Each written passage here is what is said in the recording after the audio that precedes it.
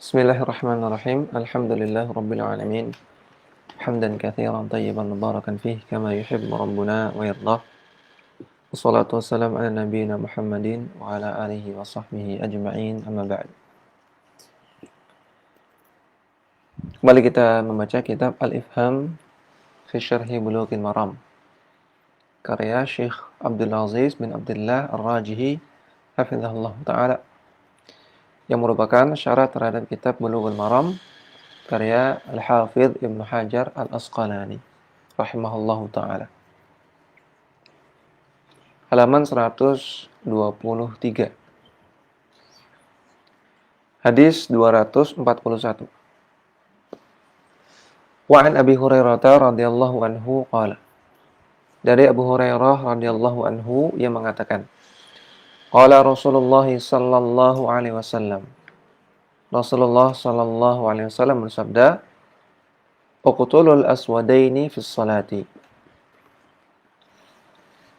Bunuhlah aswadain, dua hewan yang hitam, di dalam salat, yaitu al-hayyata wal aqraba, yaitu ular dan kalajengking.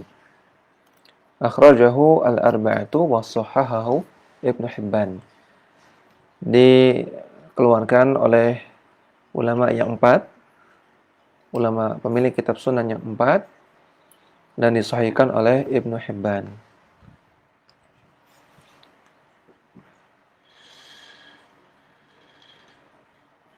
Ya, di sini juga catatan kaki nomor 2 belum kita baca ya. Ini tentang penjelasan hadis Rasulullah menggendong Umamah. Ya. Yusalli wa huwa hamilun Umamata. Nabi sholat dalam keadaan menggendong Umamah binta Zainab. Fa idza sajada wada'aha, kalau Nabi sujud maka diletakkan Umamah tersebut, ditaruh di lantai. Wa idza qama hamalaha, ketika Nabi bangun, Nabi berdiri, maka Nabi gendong lagi. Hadisnya muttafaqun alaih. Sahih riwayat Bukhari Muslim, dan dalam riwayat Muslim, wa huwa ya'ummun nasa fil masjid. Itu Nabi lakukan ketika Nabi mengimami salat berjamaah di masjid.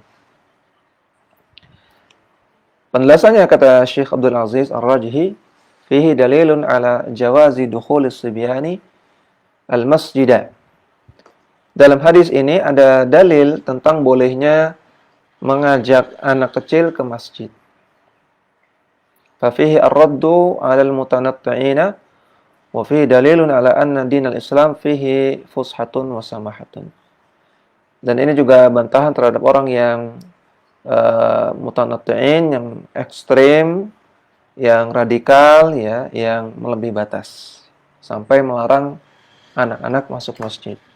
Padahal Nabi saja biarkan. Ya, jadi ekstrem radikal itu adalah yang melebihi dari apa yang dituntunkan oleh sunnah Nabi, apa yang dituntunkan oleh Rasulullah. Lebih dari tuntunan Rasulullah itu baru ekstrim. Kalau sesuai dengan tuntunan Rasulullah, masih dalam koridor syariat, ya, sebagaimana yang Rasul perintahkan, sebagaimana Rasulullah contohkan, maka itu tidak bisa dikatakan ekstrim atau radikal, atau tanattu, atau gulu, atau melebihi batas. Tidak. Dan juga ini dalil bahwasanya agama Islam adalah agama yang terdapat fushatun, kelonggaran, wasamahatun, dan penuh toleransi. Ya, karena sampai-sampai anak kecil saja ditoleransi untuk masuk masjid. Ya. Padahal masjid tempatnya ibadah. Ya, banyak kelonggaran. Fa in hasala min at-tashwi' fa in hasala min as-sibyani tashwishun mana'u. Namun kalau terjadi tashwish itu berisik. Ya, berisik yang menghilangkan konsentrasi. Kalau terjadi tashwish dari anak-anak kecil tersebut, maka baru kita larang. Ya, jadi dalam membahas masalah ini harus dari dua sisi, harus menimbang dua sisi. Satu sisi, Rasulullah membolehkan anak-anak ke masjid, mengajak anak ke masjid. Namun sisi yang lain juga harus diperhatikan bahwasanya anak-anak ini jangan sampai mengganggu orang sholat. Ya, kalau mengganggu orang sholat ya jangan dibawa. Jadi yang dibawa adalah anak-anak yang bisa diatur dan dia sudah ya bisa diatur atau dia sudah paham. Ini sedang ibadah, nggak boleh berisik. Ya dia sudah paham baik buruk, sudah gede gitu. Atau masih kecil, tapi bisa diatur, disuruh diam-diam. Ya, disuruh jangan pergi, nggak pergi. Nah, tapi kalau anak kecil itu ketika dibawa ke masjid, dia lari-larian. Ya, orang sedang sholat, dia lari-larian. Dia teriak-teriak. Ya, dia ngotori masjid. Nggak bisa diatur. Orang tuanya sudah ngomongi, tetap bandel, tetap berisik, tetap mengganggu, maka ini nggak boleh dibawa. Ya, kenapa? Karena segala bentuk gangguan terhadap sholat itu hukumnya haram, tidak boleh. Ini termasuk perbuatan syaitan. Dalam surat Al-Maidah ayat 91 Allah Ta'ala katakan, "Innama yuridu syaitanu ayyuqi'a bainakumul adawata wal baghdha fil khamri wal maisiri wa yasuddakum an dzikrillahi wa 'anis shalah." Sesungguhnya syaitan itu mereka bermaksud untuk menimbulkan adawah wal baghdha, permusuhan dan kebencian di antara kalian dengan menjerumuskan kalian kepada khamar, judi, dan juga setan senantiasa yasuddakum, memalingkan kalian dari zikir, wa anis shalah, dan dari salat. Maka segala bentuk gangguan terhadap salat itu adalah hasil upaya syaitan. Ya. Kadang bentuknya nggak mesti gangguan langsung, tapi gangguan nggak langsung, seperti anak kecil. Tentunya anak kecil tidak punya niatan untuk mengganggu, namanya anak kecil. Ya, nggak punya niatan untuk makar, mengganggu. Ya, menyabotase sholat, enggak. Ya, anak kecil namanya anak kecil ya, main. Dunianya kan main, teriak-teriak, lari ke sana kemari. Iya, itu memang dunia anak kecil. Namun, harusnya yang seperti ini, yang nggak bisa diatur seperti ini, jangan dibawa ke masjid, karena ini adalah tipu daya syaitan untuk mengganggu sholat. Yang salah, yang bawanya, bukan anak kecilnya. Ya, yang terkena godaan syaitan itu orang tuanya yang bawa. Kalau anak kecilnya ya nggak bisa kita salahkan ya, belum terkena taklif, belum terkena beban syariat. Jadi yang dosa orang tuanya, sudah tahu anaknya itu akan menimbulkan kericuhan, menimbulkan berisik di masjid, kok dibawa? Ya. Bukankah sholat tanpa ada gangguan anak kecil saja kita sulit khusyuk? Ya enggak? Andaikan masjid itu tenang, kita aja ini sholat kita sering nggak khusyuk ya, kita mikirin utang ya, mikirin gaji, mikirin sembako, macam-macam. Itu pun nggak ada gangguan anak kecil, apalagi ada gangguan anak kecil. Satu anak kecil bikin satu masjid nggak khusyuk, ya. Demi ada orang tua yang pengen anaknya terbiasa sholat, itu untuk kemaslahatan dia dan anaknya. Tapi satu masjid kena mudarat. Untuk cari maslahat satu orang, tapi satu masjid kena mudarat. Ini kan nggak benar. Ya, nggak boleh seperti itu. Dar'ul mafasid muqaddam ala jalbil masalih. Ya, mencegah kerusakan lebih diutamakan daripada mencari maslahat. Apalagi ini maslahatnya untuk satu orang doang. Yang kena mudarat satu masjid. Ya, ini egois, ya, nggak boleh seperti itu. Jangan dengan niatan ingin anak saya jadi anak soleh, ya, terbiasa sholat, dekat dengan masjid. Tapi satu masjid nggak khusyuk sholat, ini nggak boleh. Seperti itu nggak boleh. Kalau memang ingin anaknya terbiasa sholat, jadi anak soleh, ya, sedangkan dia masih kecil, masih balita, ya, masih rame, maka latih dulu di rumah. Latih dulu di rumah sama ibunya sholat. Sekadar latihan di rumah kan bisa. Nanti kalau sudah terbiasa sholat di rumah 5 waktu, ya, kemudian sudah mulai dewasa, sudah mulai bisa diatur, bisa mikir, baru kita ajak ke masjid. Seperti itu. Ya, jadi harus menilai dari dua sisi. Tidak melarang secara mutlak dan juga tidak membolehkan secara mutlak, namun harus memperhatikan dua-duanya. Kita senang anak-anak ke masjid, kita senang. Kalau di masjid banyak anak-anak, kita senang. Berarti ini anak-anaknya punya apa namanya, arah kepada kebaikan, punya kecenderungan kepada kebaikan. Bagus. Namun kalau anak-anak itu yang ada di masjid malah bikin rame, bikin ibadah itu tidak khusyuk, ya, bikin mengganggu ibadah, maka kita larang.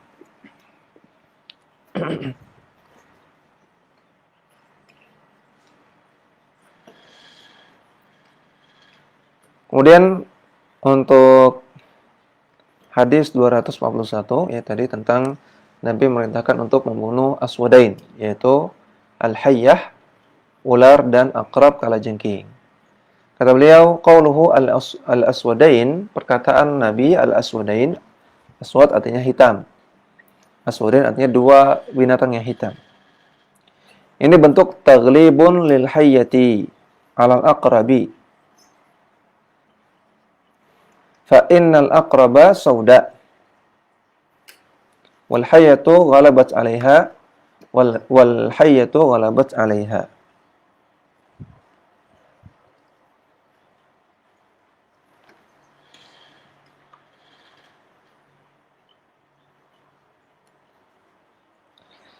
Ya kata beliau, istilah aswadain ini bentuk taglib, ya, bentuk menyebutkan bahwasanya yang paling banyak yang hitam, yang ghalib, yang umum, yang paling banyak adalah ular. Yang banyak yang hitam itu ular. Atau ya, ya betul. Yang paling banyak berwarna hitam itu ular. Daripada akrab, daripada kalajengking. Fa'inal akrab sauda. Karena kalajengking ada yang hitam, namun ghalabat 'alaiha al-hayyah. Namun lebih banyak lagi yang berwarna hitam adalah ular.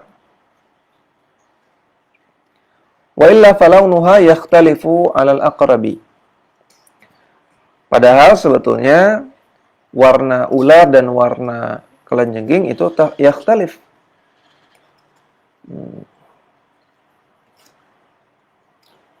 Atau falaunuha yakhtalifu 'anil aqrab. Warna ular itu beda dengan warna kalajengking. Berarti yang hitam itu kalajengking ya. Ya kalau dari penjelasan beliau sini, yang hitam itu kalajengking. Ular itu enggak hitam, enggak semuanya hitam. Namun dia terkena taglib, ya, terkena generalisasi. Ya, terkena generalisasi seperti abawain. Abawain itu kan artinya dua bapak. Ya kan? Tapi digunakan kata-kata abawain untuk menyebut bapak dan ibu. Ya. Karena yang ibu terkena taglib, terkena generalisasi. Ya, untuk memudahkan saja. Paham ya? Ya seperti ini. Aswadain, ular dan kalajengking, padahal yang hitam itu kalajengking. Ya, apa namanya? Kemudian ular enggak semuanya hitam. Tapi ular terkena taglib. Ya, terkena generalisasi. Seperti abawain tadi. Wa hadza 'alal aghlabi. Dan ini sifatnya secara umum demikian. Ya, mungkin juga akrab, kalajengking ada yang warnanya enggak hitam, ada yang warna coklat gitu ya. Tapi intinya ini adalah bentuk majas. Ya. Jadi Nabi juga pakai majas. Ya, makanya dalam bahasa Arab ada pelajaran balaghah. Nanti di sana ada majas.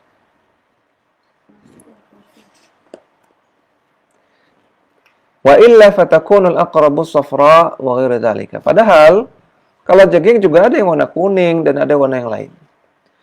Kalau ulama sebagian mengatakan wa qatlul hayyati wal aqrabi fi sholati in kana yahtaju amalan qalilan kal masyi khutwatin. Membunuh ular dan membunuh kalajengking ketika sholat. Ini boleh tanpa membatalkan sholat kalau hanya dibutuhkan pekerjaan yang sedikit. Hanya dibutuhkan gerakan yang sedikit. Seperti jalan beberapa langkah. Wa akhdhi hajarin wa nahwihi, atau dengan mengambil batu. Ya, karena kalajengking itu kecil ya, bisa digeprek pakai batu. Prek. Maka ini boleh tanpa harus membatalkan sholat. Kalau cuman sedikit pekerjaannya, actionnya. Wa nahwihi, atau semisalnya. Qatalaha fis salati, maka boleh membunuhnya ketika sholat.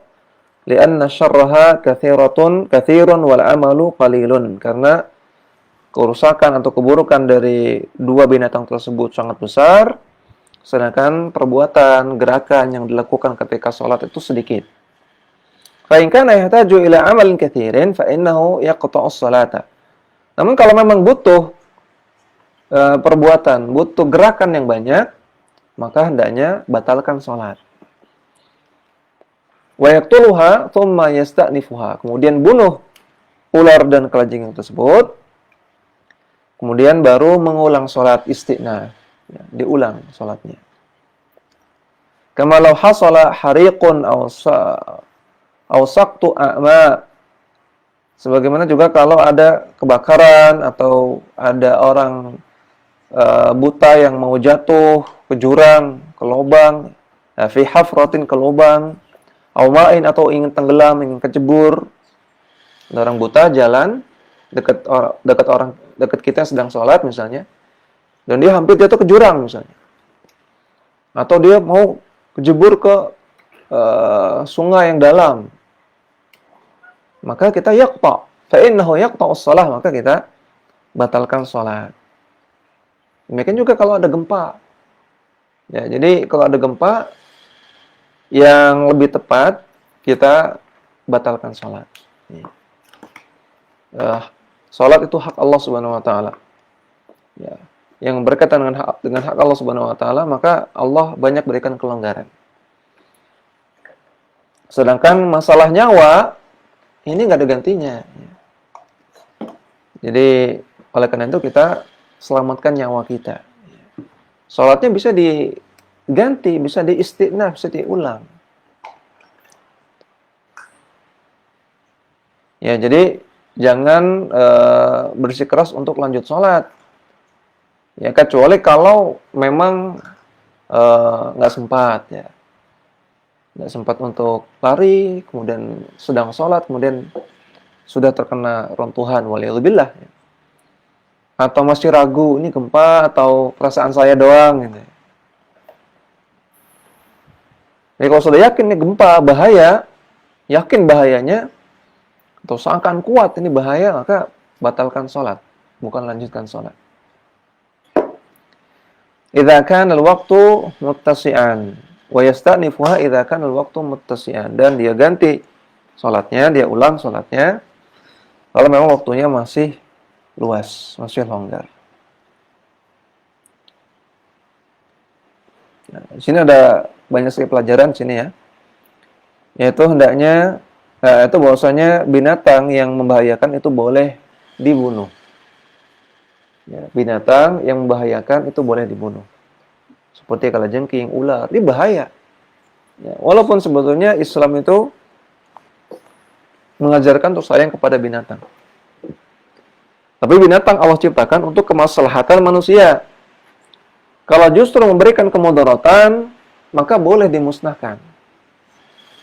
Jadi kemaslahatan binatang itu kita jaga pada asalnya. Namun jangan sampai kemaslahatan binatang lebih kita utamakan daripada kemaslahatan manusia. Ini nggak masuk akal ini.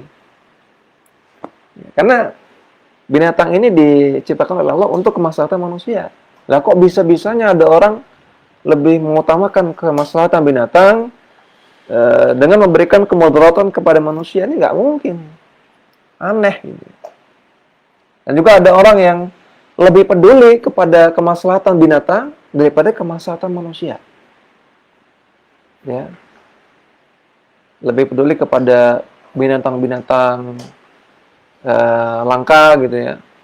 sampai direservasi macam-macam, tapi ada orang kelaparan, ya, ada orang busung lapar, nggak peduli. Yang aneh ini.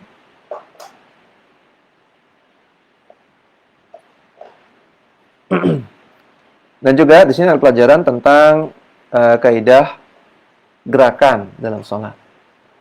Gerakan dalam sholat nih, yang pertama, gerakan dalam sholat kalau sedikit dan tanpa kebutuhan, hukumnya apa? Sudah pernah kita bahas ini. Sedikit tanpa kebutuhan, hukumnya apa? Makruh. Sedikit tanpa kebutuhan, hukumnya makruh. Yang kedua, sedikit ada kebutuhan, hukumnya boleh. Bukan sunnah, boleh. Gerakannya sedikit, tapi ada kebutuhan. Kemudian di sini gerakannya banyak, tapi darurat. Banyak, tapi darurat juga hukumnya boleh. Kalau gerakan banyak tanpa kebutuhan nggak boleh, hukumnya haram. Bahkan bisa membatalkan sholat. Kalau sampai keluar dari hay'ah sholat, yang kelima berarti ya, keluar dari gerakan itu keluar dari hay'ah sholat, maka membatalkan sholat. Kita ulang lagi ya. Pertama, sedikit tanpa kebutuhan, hukumnya apa? Makruh. Sedikit ada kebutuhan, hukumnya apa? Boleh. Gerakan banyak karena darurat, hukumnya boleh, seperti yang di hadis tadi. Kemudian gerakannya banyak tanpa kebutuhan, namun tidak sampai keluar dari hay'ah sholat, hukumnya haram, tidak boleh. Gerakannya banyak dan keluar dari hay'ah sholat, maka ini membatalkan sholat. Keluar dari hay'ah sholat adalah kalau dilihat oleh orang lain, orang yang sholat ini dilihat semua orang lain seperti nggak sholat. Lagi sholat, tapi dia gerak-gerak. Saking gerakannya banyak, orang yang melihat dia itu nggak nyangka, oh dia lagi sholat tuh. Ini namanya keluar dari hay'ah sholat. Maka ini membatalkan sholat.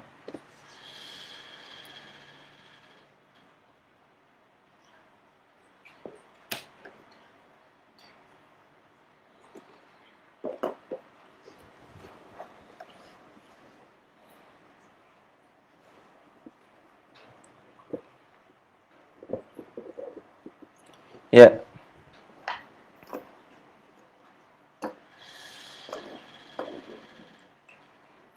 Dan juga hadis ini dalil ya, boleh membunuh ular kalau membahayakan. Ya. Karena ada hadis lain yang melarang membunuh ular sampai 3 hari. Ya. Dalam rumah, ya. Itu dengan catatan kalau ularnya tidak membahayakan. Ya. Jadi hadis yang melarang bunuh ular itu kalau tidak membahayakan. Tapi kalau ularnya berbahaya, berbisa, mau nyerang lagi, ya, maka boleh dibunuh. Bahkan ini dalam sholat, apalagi di luar sholat. Ketika sholat saja, yang harusnya kita nggak banyak gerak, disuruh bunuh. Nabi katakan, uqtulu, dengan fi'il amr, disuruh bunuh. Nah, apalagi sedang tidak sholat, ya, berarti boleh.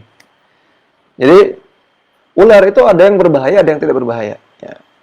Kalau ular itu nggak berbahaya, kita biarkan. Ya, karena terdapat hadis larangan bunuh ular sampai 3 hari. Tapi kalau ularnya berbahaya, ular kobra, ular piton, dipatok bisa mati orang, maka boleh dibunuh. Ya, boleh kita panggil pawang untuk nangkap atau benda kebakaran atau siapa yang nangkap atau membunuhnya.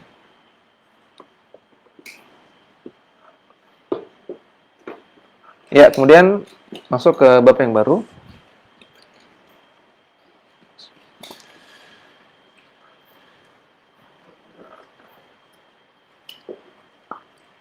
Bab sutratil musalli.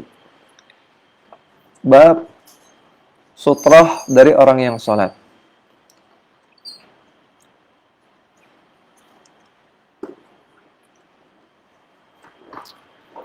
Syekh Abdul Aziz Ar-Rajihi mengatakan as-sutratu mustahabbatun wa laysat wajibatan. Wa hadza madhhabu jumhurul ulama. Dan sutrah itu hukumnya mustahab.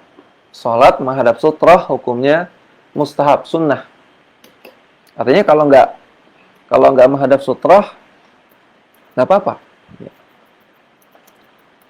Dan ini adalah pendapat jumhur ulama.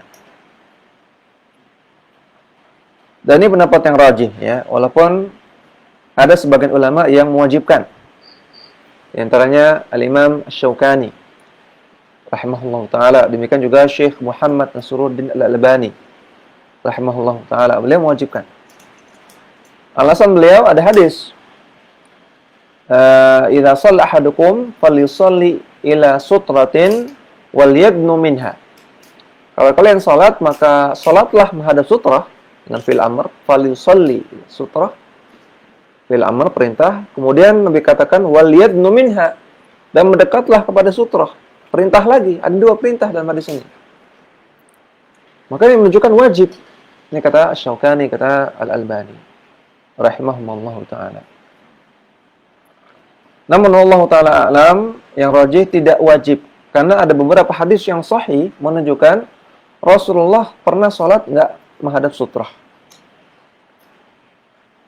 Di antaranya hadis dari Ibnu Abbas radhiyallahu ta'ala anhuma, beliau mengatakan Rasulullah sallallahu alaihi wasallam yusalli bi Mina ila ghairi jidarin. Rasulullah SAW pernah salat di Mina tanpa menghadap tembok. Hadis sahih riwayat Al-Bukhari. Hadis yang lain dari Ibnu Abbas juga, beliau mengatakan anna Rasulullah sallallahu alaihi wasallam shalla fi qada'in laisa baina yadayhi syai'. Rasulullah sallallahu alaihi wasallam pernah salat di lapangan terbuka, qada', tidak menghadap apa-apa. Laisa baina yadayhi syai', enggak menghadap apa-apa.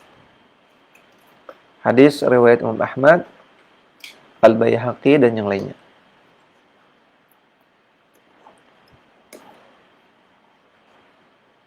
Dan ada beberapa hadis yang lain. Hadisnya sahih. Maka dengan dalil ini jumhur ulama mengatakan tidak wajib. Ya, tidak wajib. Jadi hukumnya mustahab. Kalau nggak pakai sutra nggak apa-apa. Wa daliluhum 'ala al-istihbabi anna Nabiy sallallahu alaihi wasallam shalla fi as-sahra bi ghairi sutratin. Dan dalilnya adalah Nabi SAW pernah sholat di sahra, di gurun, tanpa menghadap sutrah. Wahada li bayanil jawaz, dan beliau lakukan ini untuk bayanul jawaz, untuk menjelaskan bolehnya. Jadi perbuatan Nabi terkadang tidak bermakna istihbab. Ya. Kan ada pembahasan khusus ya masalah perbuatan Nabi. Kalau perbuatan Nabi yang dilakukan terus-menerus, maka itu bisa menunjukkan wajib. Kalau Nabi lakukan perbuatan terus-menerus, nggak pernah Nabi tinggalkan, ini bisa menghasilkan hukum wajib. Seperti contohnya tasyahud awal. Ya. Tasyahud awal Nabi nggak pernah tinggalkan. Maka dari situ jadinya wajib, namun tidak jadi rukun. Karena Nabi tidak pernah perintahkan. Kemudian perbuatan yang Nabi tidak lakukan terus-menerus, Nabi pernah lakukan beberapa kali. Ya, ini ada beberapa macam keadaan. Perbuatan yang tidak Nabi lakukan terus-menerus ada beberapa macam keadaan. Di antaranya keadaan bayanul jawaz, li bayanil jawaz. Nabi lakukan itu sekedar untuk menunjukkan itu boleh. Bukan berarti itu utama. Ya, jadi nggak boleh beralasan, ini yang utama nggak pakai sutroh. Buktinya Nabi pernah. Enggak. Nabi lakukan itu hanya libayanil jawaz. Menunjukkan itu boleh. Namun secara umum Nabi sholat menghadap sutroh. Nah, ini yang dipegang harusnya, yang secara umumnya. Ya. Kan kata Ibnu Abbas tadi, Nabi sholat di Mina tanpa sutroh. Ya. Kalau Nabi sholatnya setiap hari nggak pakai sutroh, maka Ibnu Abbas nggak akan bilang seperti itu. Ya, makanya dibilang di Mina. Pernah, berarti cuman satu keadaan saja, satu kejadian saja. Ya. Terus Nabi pernah sholat di Sahra, dalam riwayat lain di Qadha, di tanah lapang, di gurun tanpa sutra. Berarti yang selain itu pakai sutra terus. Paham ya? Nah, jadi tentang perbuatan Nabi ini nggak bisa kita langsung mutlakkan bahwasanya dengan sekadar perbuatan bahwasanya hukumnya wajib atau hukumnya sunnah atau hukumnya mubah. Namun kita harus telah kita kumpulkan dalil-dalilnya baru kita bisa simpulkan. Makanya para ulama punya kaidah sunnah qauliyah lebih diutamakan daripada sunnah fi'liyah.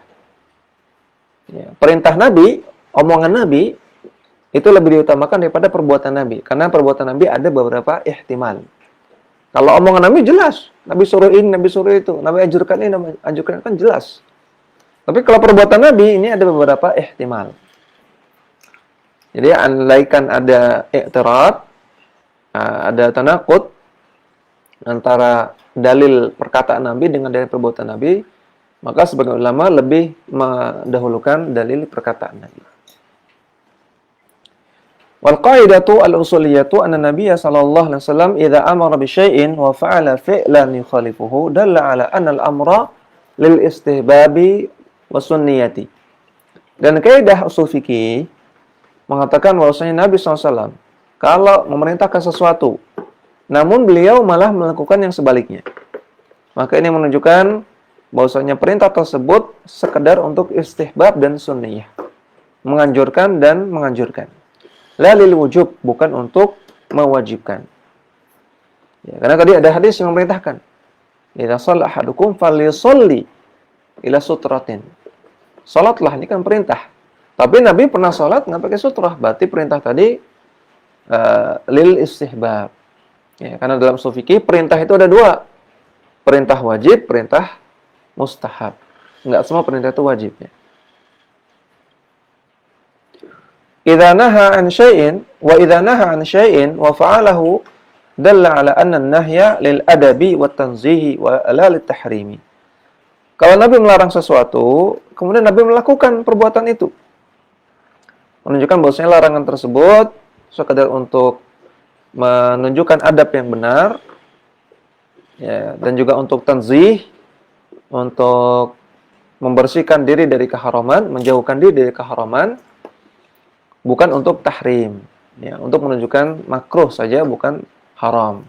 Ya, tanzih tadi artinya makruh, bukan haram. Ya, di antara contohnya adalah tentang buang air kecil atau besar menghadap dan membelakangi kiblat. Ya, Nabi mengatakan kalau salah seorang antara kalian mendatangi hajatnya, ya, mendatangi khala, maka fala tastaqbilul qiblah wala tastadbiruha. Maka jangan menghadap kiblat, jangan membelakanginya. Namun terdapat hadis sahih dari Ibnu Umar radhiyallahu ta'ala anhu, bahwasanya beliau pernah melihat tanpa sengaja melihat Nabi SAW buang air membelakangi kiblat. Nabi melarang, tapi Nabi lakukan. Maka ini menunjukkan bahwasanya larangan Nabi sekedar untuk mengajarkan adab yang betul seperti ini. Ya, menghadap kiblat atau membelakangi kiblat itu boleh, namun sebaiknya jangan begitu. Paham ya? Fa haditsus sutrati tadullu ala istihbabiha wa sunniyatiha. Hadis-hadis tentang sutrah menunjukkan dianjurkannya menghadap sutrah dan disunahkannya. Wa hadisu sabrata yadullu ala annahu tambaghi as-sutratu walau bi syai'in. Dan hadis sabrah nanti akan dibaca. Sabrah yang pertama ini, atau bukan ya? Ya nih, hadis pertama ini menunjukkan bahwasanya hendaknya sutrah itu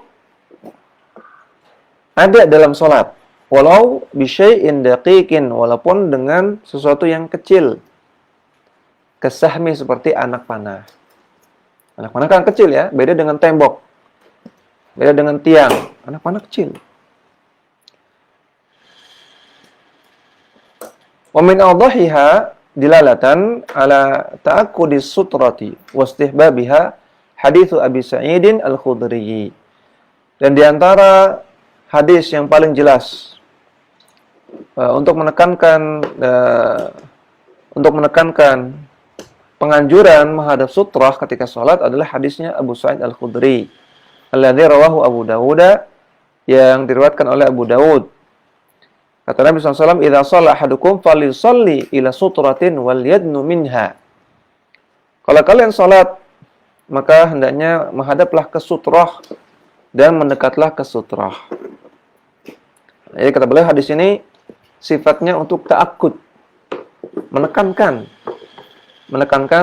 penganjuran menghadap sutrah. Walaupun tidak wajib, namun sangat ditekankan. Jadi ketika seseorang itu mengambil pendapat jumhur ulama bahwasanya menghadap sutrah tidak wajib, bukan berarti diremehkan, ya, bukan berarti ditinggalkan seenaknya, enggak, tapi berusaha tetap. Walau bisyai'in daqiq, tadi walaupun dengan sesuatu yang kecil. Ya, apa pensil tancepin, atau apa kalau pakai tas ya pakai tas. Atau ya apalah yang bisa jadi sutrah walaupun sederhana. Tetap berusaha. Jadi dari hadisnya Abu Sa'id Al-Khudri ini ada penekanan. Wa kana al-awla bil hafidhi ay ya'tiya bi hadzal hadits huna. Dan sebetulnya yang lebih utama bagi Al-Hafidz Ibnu Hajar hendaknya dia bawakan hadis ini, namun ternyata tidak dibawakan. Wa dhahaba ta'ifatun minal ulama ila wujubi sutrati li hadzal ahadits. Dan sebagian ulama berpendapat wajibnya menghadap sutrah berdasarkan hadis-hadis di atas. Masalah tuh, ada satu masalah. Idza yakun lahu sutratun fa inna miqdara ma yamurrul marru thalathatu adra'in. Andaikan orang itu sholat nggak pakai sutrah, maka jarak yang boleh, batasan yang boleh dilewati oleh orang-orang lain di depan orang yang sholat ini adalah 3 hasta. 1 hasta itu seperti 1 lengan orang dewasa normal. 1 hasta. Jadi jarak yang boleh dilewati adalah setelah 3 hastanya itu. 5 warada berdasarkan sebuah hadis, anna Nabiya sallallahu alaihi wasallam shalla ila al-jidaril Ka'bati al-ghurabi wa bainahu wa bainal jidari miqdaru 3 adra'. Nabi SAW pernah sholat di menghadap ke dinding Ka'bah yang gharbi, yang barat, dinding Ka'bah yang barat. Karena kalau sholat dalam Ka'bah boleh menghadap kemana saja. Dan antara Nabi dengan tembok itu jaraknya 3 hasta. Ukulama ba'udal maru kana ab'adu minal ithmi. Namun semakin menjauh, orang yang lewat semakin menjauh dari orang yang sholat, maka dia semakin jauh dari dosa. Artinya walaupun jaraknya 3 hasta, jangan dipas-pasi 3 hasta. Ya, selama masih ada jalan untuk menjauh, ya, lebih utama menjauh. Ya, boleh lewat di depannya, tapi agak jauh gitu loh. Jangan dipasi 3 hasta. Wala yanbaghi lahu ay yazida ma bainahu wa baina sutrati ala 3 azra'. Dan hendaknya tidak melebihi, tidak meletakkan sutrah lebih dari 3 hasta. Bal yanbaghi lahu ayadnu min as-sutrati kama fi hadits Abu Dawud al-anifu adz-dzikru.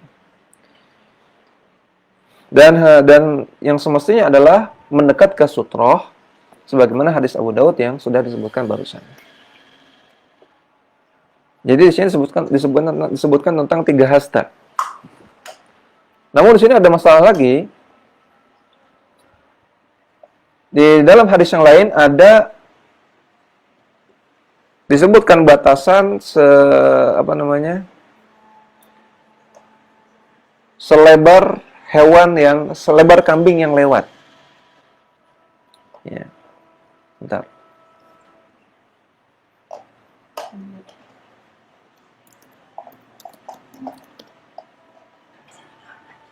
Hmm?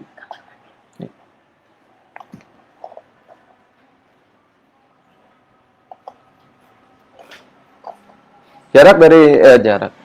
Hadis dari Sahal bin Sa'ad As-Sa'idi radhiyallahu ta'ala anhu yang mengatakan, kana baina musalli Rasulillah sallallahu alaihi wasallam wa bainal jidar mamarru syati. Jarak antara tempat salat Nabi dengan tembok adalah sebatas syat, kambing yang lewat. Jarak untuk kambing lewat. Berarti selebar kambing, selebar badan dia. Hadis Sahih Al-Bukhari. Nah, maka akan muncul banyak pertanyaan dalam benak kita ya. Di hadisnya Bilal ya. Hadisnya Bilal, Nabi katanya menghadapnya 3 hasta. Di hadisnya Sahal bin Sa'ad, itu selebar badan kambing. Kan jauh banget ini. 3 hasta dengan badan kambing jauh. Terus juga kita punya pertanyaan. Di hadisnya Bilal tadi tentang sholat di dalam Ka'bah, Nabi sholat antara tempat sholat Nabi dengan dinding 3 hasta. Nah, ini 3 hasta ini dari kakinya apa dari kepalanya ketika sujud? Kan pertanyaan ini. Nah, cuma dibilang dari tempat sholat. Iya, tempat sholat itu maksudnya kakinya apa kepalanya. Ya, kalau kakinya kan berarti kalau kakinya dari kakinya berarti sutroh itu mepet. Ya, ketika sujud mepet. Tapi kalau 3 hasta itu dari kepala, berarti agak jauh sutrohnya. Nah, di sini juga para ulama khilaf ya, dalam mengkompromikan hadis Bilal dengan hadis Sahal bin Sa'ad As-Sa'idi.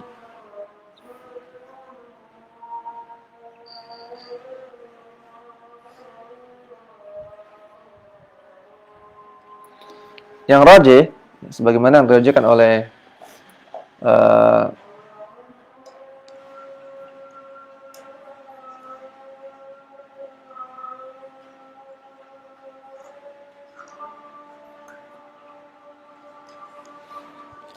Ibnu Salah.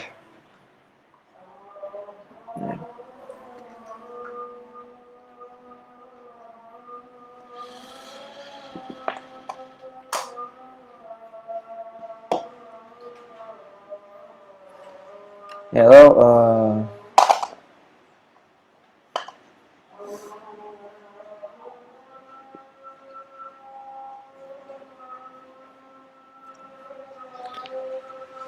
diriwayatkan oleh Al-Imam Ahmad, demikian juga sejalan dengan penjelasannya Ibnu Hajar Asqalani, ya, demikian juga Al-Baghawi, yang mereka mengatakan bahwasanya dalam hadisnya Bilal 3 hasta itu dari kaki. Sedangkan hadisnya Sahal bin Sa'ad As-Sa'idi sejarak domba lewat itu dari kepala ketika sujud. Sehingga cocok ini. Semuanya cocok dirinya. Di satu sisi ya ditambah lagi hadisnya Abu Sa'id yang disuruh untuk falyadnu minha. Suruh untuk mendekat. Ya kan? Kalau 3 hasta itu dari kaki, maka sutra itu dekat. Ketika sujud itu dekat. Ya, tapi nggak nempel karena ada sejarak domba itu bisa lewat. Nggak nempel, kepala itu nggak nempel tembok ya. Kalau sutrohnya tembok nggak nempel. Tapi ada jeda sedikit, sekedar bisa kambing lewat. Nah, jadi kalau 3 hasta itu dari kaki, kemudian selebar kambing untuk lewat itu dari kepala, cocok semuanya. Cocok lagi dengan hadisnya Abu Sa'id Al-Khudri yang disuruh untuk mendekat dengan sutroh. Tapi kalau 3 hasta itu dari kepala, ya, dari tempat sujud, maka sutroh itu jauh. Jadi kontradiksi dengan hadisnya Abu Sa'id Al-Khudri. Jauh. Dan juga kontradiksi dengan hadisnya Sahal. Yang mengatakan jaraknya sebatas kambing bisa lewat. Jadi pendapat yang rajih ya. Bahwasanya 3 hasta itu dari kaki, Sedangkan sebatas kambing lewat itu dari kepala ketika sujud. Dan ini akan cocok dengan hadisnya Abu Sa'id yang diperintahkan di sana untuk mendekat ke sutra.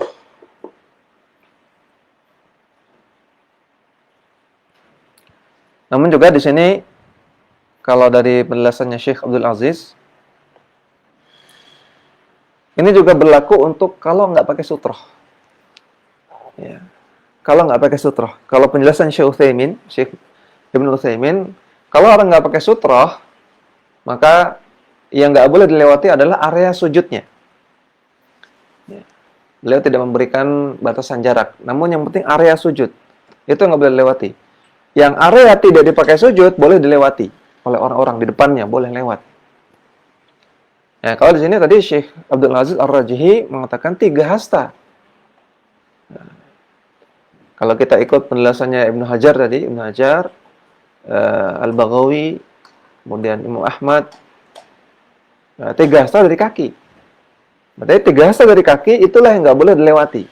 Selebihnya boleh dilewati.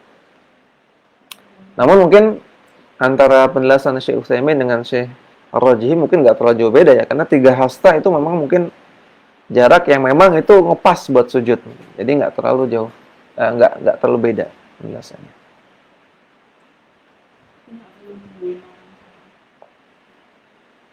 Ya, nggak perlu nungguin orang sholat, ya kalau di depannya ada space. Tapi kalau depannya tembok, ya nggak bisa, harus nunggu. Ya. Depan orang sholat tembok, belakangnya nggak ada jalan, ya sudah, gimana lagi? Harus nunggu. Iya, maksudnya setelah 3 hasta dari kaki, tembok langsung. Nggak ada jalan gitu. Di belakang ada jalan, ya sudah. Harus nunggu kalau itu. Kan dalam hadis, andaikan dia berdiri 40 tahun, itu lebih bagus daripada dia lewat. Andaikan dia berdiri nungguin 40 tahun, lebih bagus daripada dia melewati orang yang sholat. Ancaman keras bagi orang yang lewat di depan orang yang sholat. Ya, tapi kalau di depan orang sholat ini dia pakai sutrah, maka boleh lewat di depan sutrahnya. Atau kalau dia nggak pakai sutrah, lewat aja. Yang penting lebih dari 3 hasta. Nah, ini enaknya kalau punya ilmu ya. Jadi kita mudah gitu ya. Banyak orang yang nyangka, pokoknya kalau ada orang sholat, mutlak nggak boleh dilewati sampai jarak manapun. Sampai ada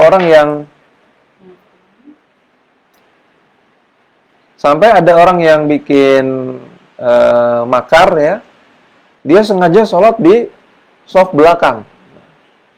Jadi semua saf depannya nggak ada yang mau berani lewat. Jadi misalnya masjid itu 10 shaf. Ini orang yang mau sholat ini bikin makar nih. Dia sholat di belakang, shaf paling belakang. Sholat sunnah gitu, paling belakang.